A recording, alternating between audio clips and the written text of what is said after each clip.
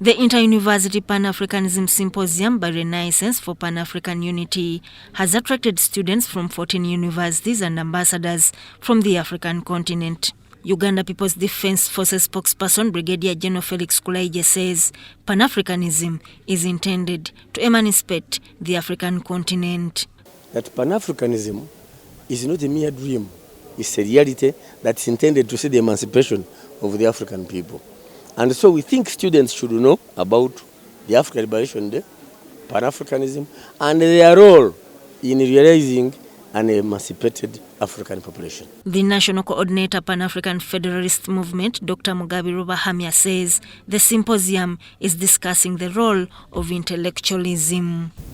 The Pan African Federalist Movement has developed a robust campaign machine where we are recruiting young individuals and train them and prepare them to carry the message to the masses.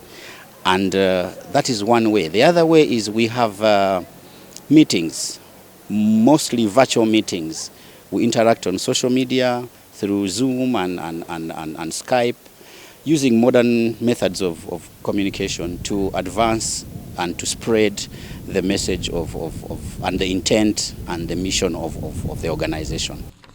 Brenda Agoro says youth must be sensitized about the beauty of Pan-Africanism, be independent and liberate themselves from mental slavery. Ideally, we think most of the youth out there have not adapted to the culture of Pan-Africanism.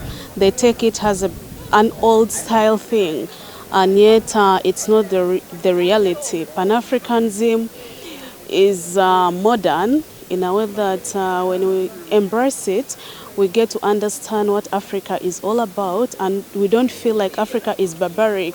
Africa is a black continent which is rich. The Director Research, Kyambogo University, Professor Bosco Bois, called for more funding on research and community engagement on Pan-Africanism. We should be proud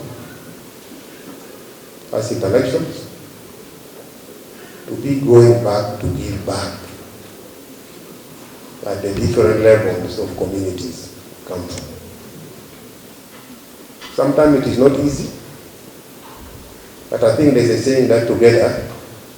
Pan African Federalist Movement is a grassroots coalition organization with a mission of unification of Africa and the fight of African sovereignty.